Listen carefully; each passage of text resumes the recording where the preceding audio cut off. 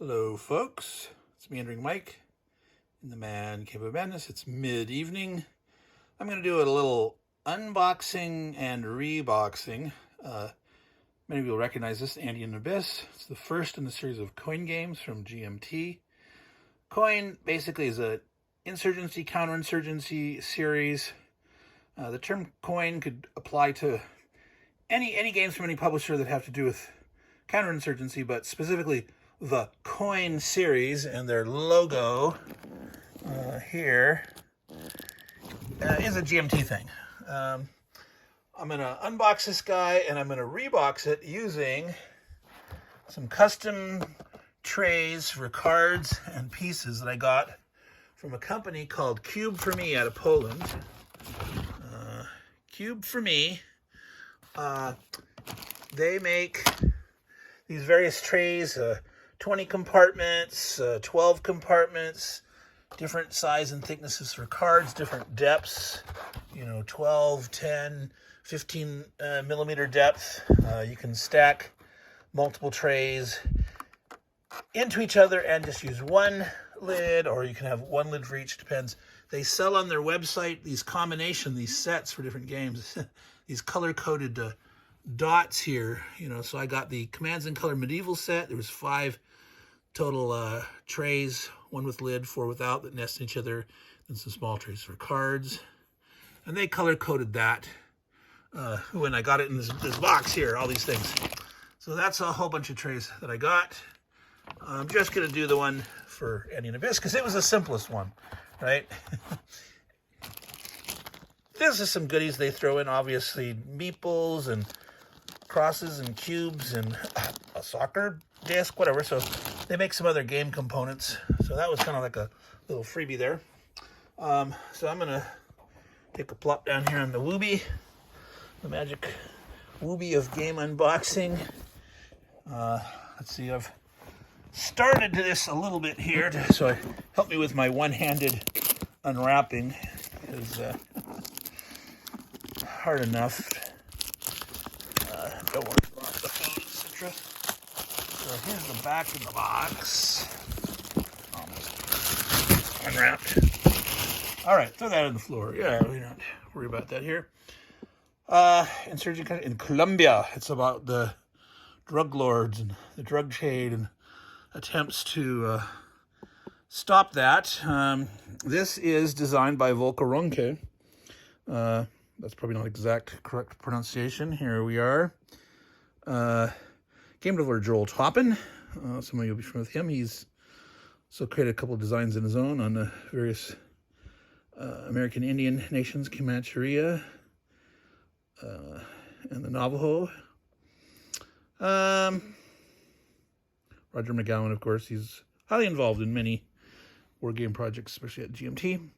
This says that this is very, very high solitaire suitability 9. Now, however, this is a game, it says, for 1 to 4 players.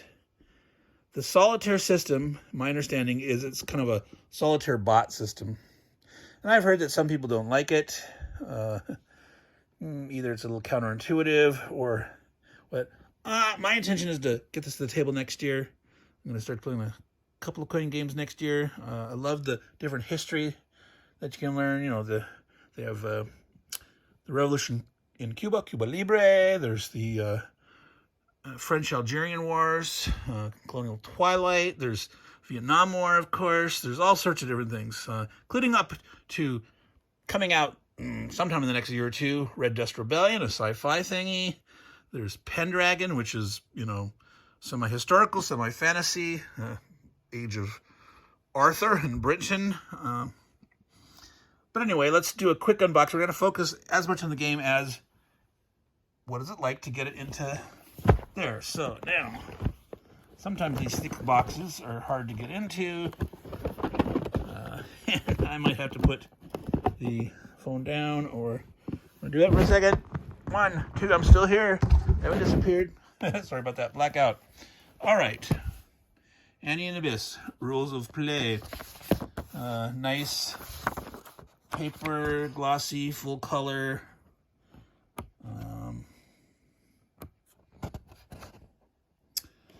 I like a nice detailed sequence of play. That usually helps. Look at this table comment. Introduction, sequence of play, operations, special activities, events, propaganda, victory, non-player factions. Most coin games have in them like 3 to 4 factions, groups, players, sides, whatever you want to call them. I think faction is the technical term in this coin series.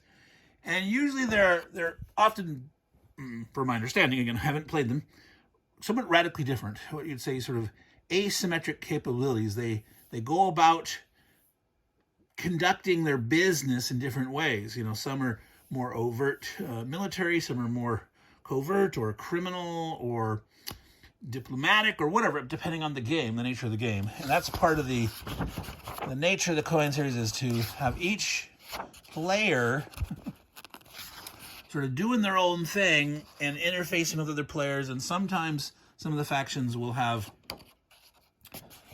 goals that overlap, and they might, help others in certain ways and impede them in others, depending on what's going on.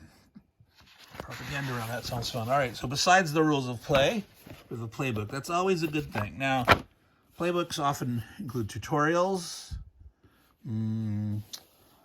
I don't know if there's different scenarios here. I don't see a list of like scenarios, but there's examples of play. Some games that have a playbook, often it's just a bunch of scenarios and very little example of play. Some of these more complicated games, and again, the back of the box didn't say it was really high complexity, but it's kind of novel for some people, a different approach. So it's good to have lots of examples of play. Yeah, this is great. This is a lot of showing pictures of what's going on. Cards, lots of cards. It's like a cube and cylinder game. It's not hex and counter. Looks like, area. I believe there are also some counters or tokens. Yeah, right here. Here's a counter sheet. What do you call these? Counters or tokens.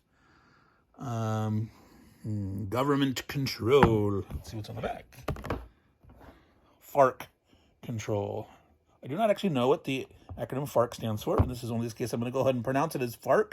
I don't know what it refers to. As I mentioned in a previous video, I don't always like to pronounce acronyms as a word, but I think that's probably one that's okay to pronounce out loud. All right, okay, charts and tables. I've heard there's many flow charts in most of these coin games. So if you didn't like math or programming or, to me, these are second nature. They're really easy to follow. I have no problem with doing flow charts, flow control, all that kind of stuff. I've written and designed a number of these in my days as a programmer and analyst. And yeah. So I believe there's probably 4 cards, one for each player, identical. Yeah, I think they're all the same. Non-player. So that is, what to do if that faction in the game is played by not a player. Sequence of play. Again, nice detailed sequence of play. Always like that. Sometimes that's just the saving grace of follow the sequence of play. When in doubt, just, okay, what's next? What's next? What am I doing? What's next?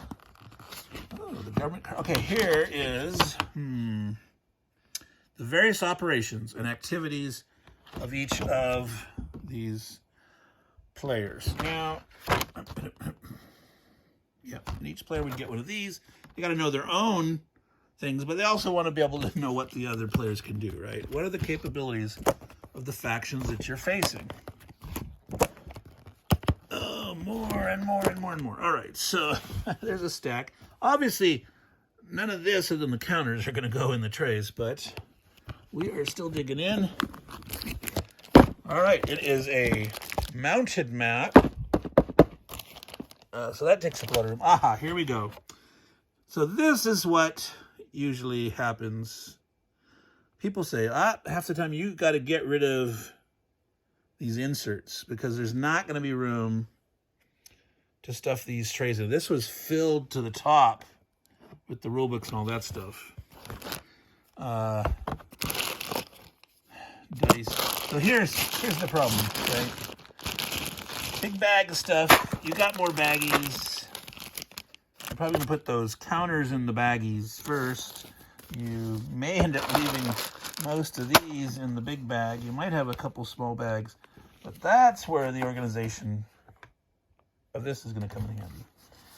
All right, where are the cameras? I want to keep them out, pull them out. There. So, I'm not going to pull this insert out yet until I get the tray loaded. But, deck of cards. Symbol on the top. So there's the 4 different factions, and any given card, who can play it, I'm assuming.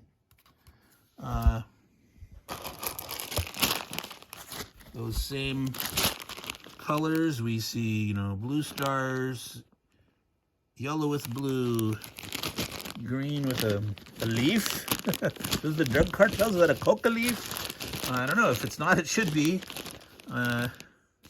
So yellow with blue stars. So a lot of stars and one leafy guy. All right. So let's figure out how to load this up. Now, I should have printed out. I looked on their website. They put little stickers on these because I'd ordered the multiple sets, right? And so that was to help. So they actually marked, you know, on my packing list, those color stickers, so I could go in there and verify, say this is from that set and the other set. I think that's pretty good customer service. Obviously, they thought this through. I've got enough questions like, what's going on? What's my stuff? Boy, I do not. Okay, so there's 2 over here. There's 2 card caddies, card trays. And can I get into? I'll show you pretty pictures, stuff. I'm going into the card deck with my teeth. Believe it or not, there's little flanges of plastic on the corners. Excuse me. I may have to set the phone down for a second here, or not. Can I stick that here and prop it up so you can see something? Not really. So I'm going to keep talking here for a second. That's not a dead screen. That's me fudging with my... here we go, folks. I'm getting the cards undone. All right, so I apologize for that. If I were actually like a video whiz and I was editing these things, I would edit that out or condense it or whatever. I'm not going to go through all these cards. So far, I have seen the same 4 symbols on the top of almost all the cards. So I don't know if there are cards that are just for certain factions. I am not seeing that, but that doesn't mean they're not in there. Like I said, I'm not going through all of them. All right, so these things open up like that. If I cut the deck in half. Did I get a deep enough tray? Now, this is the tray that they recommended. So that seems to fit pretty well. Open up another one here. Can you see that? All right, so I didn't put... Now, of course, those cards had numbers on them, and the numbers might be important. There might be, I know some of these games, like you seed certain cards, you start with certain ones automatically. If that's the case, I'm going to have to go back and sort those, and that'll be a lesson learned. But okay, that snapped on. I don't know if you heard that. These are a lightweight plastic, but these don't feel fragile. This is this seems like a good solution. Now, I usually use little plastic bands for my card deck. Don't use regular rubber bands on cards. They can mess up the edge. If they're on there too long, they get brittle. They change.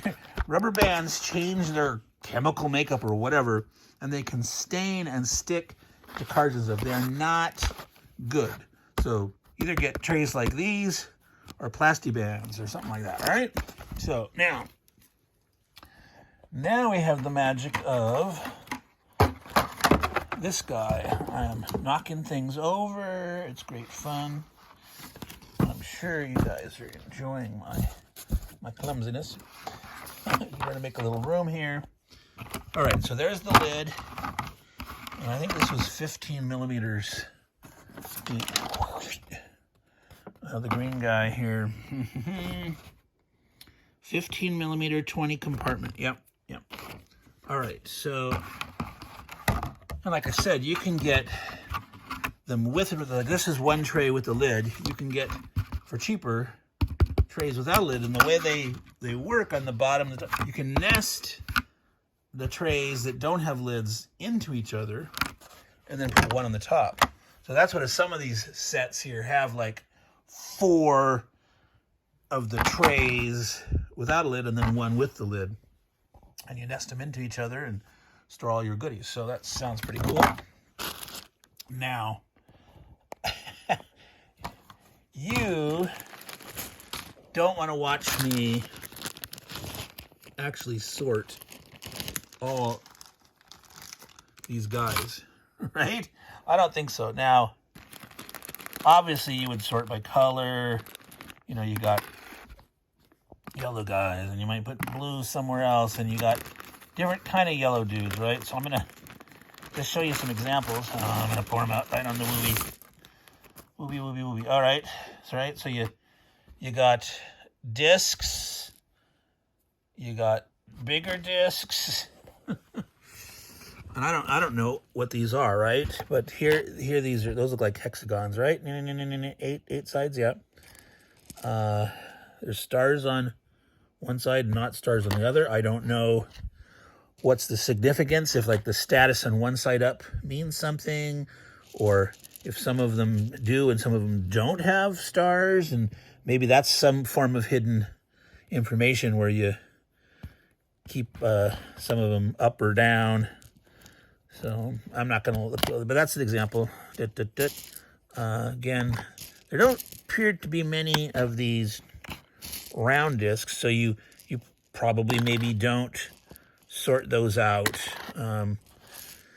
But, you know, I would at the start myself, personally, with my kind of OCD. Now, see that guy? He's too tall. He's sticking above. So some of these guys, you got to make sure they're flat and down, right? See, these guys standing up here like that, those should fit.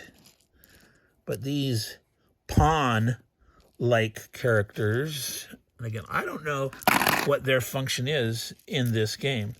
There's white ones, there's black ones here. See, so sort.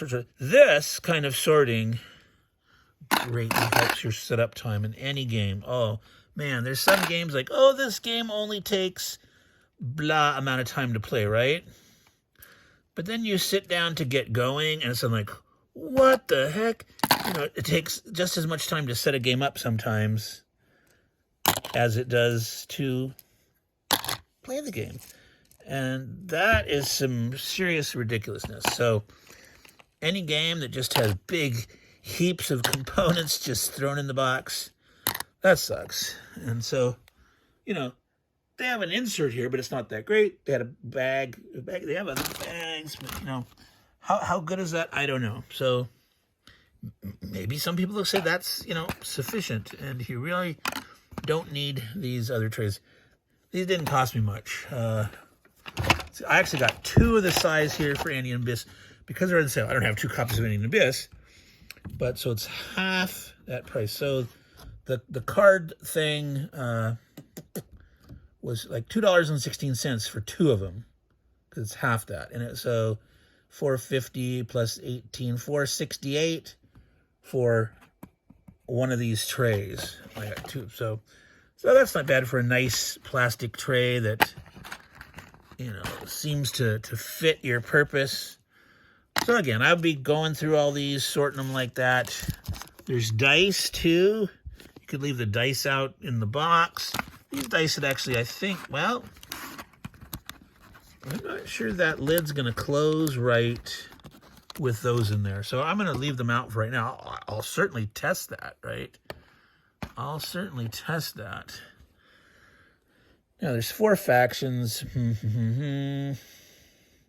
I don't know. Maybe I should have, like, done 1 faction up each way this way and then had stuff over here. So you can dink around and play with it. I'll look at the suggested photo that they had later, but so I would probably move right now. The way I'm doing it's probably okay. I'll just move these white guys in line with those, and I'd have the dark. Oh, interesting. These dark blue guys have little cubes. They don't all have little cubes. Like, I'm looking at the green guys all over here. Green guys don't get little cubes. So I don't know what the little cubes mean, but the green guys don't get them. The red guys don't get them. So that's interesting. The dark blue do. So who knows what it is about their faction that makes them different. For those of you who've played Coin, you can tell me. I'm not going to consider that a spoiler. That's information I can use to learn about the game. So anyway, yeah, so the dark blue has cubes. And they're not all necessarily going to fit in there, but they don't have these hexagons like the other guys do. So now I'm actually here doing this. I'm sorting the whole thing. So I'm going to stop here. And I should just pour them all back in the box. But I want to put it back in the box. Let's see here. There's one guy still hiding out. There's always that one guy, right? In the Ziploc. Of course, my OCD forces me to get him out of there. Get out of there, dude. Yeah, see, look at my OCD. I'm sorting all these things anyway when I shouldn't. But they're not all gonna do that. So I am not gonna finish them all now. I'm gonna put them over there, but those will all fit in there. You'll do that. These counters here can probably fit in 1 or 2 trays, compartments out of this.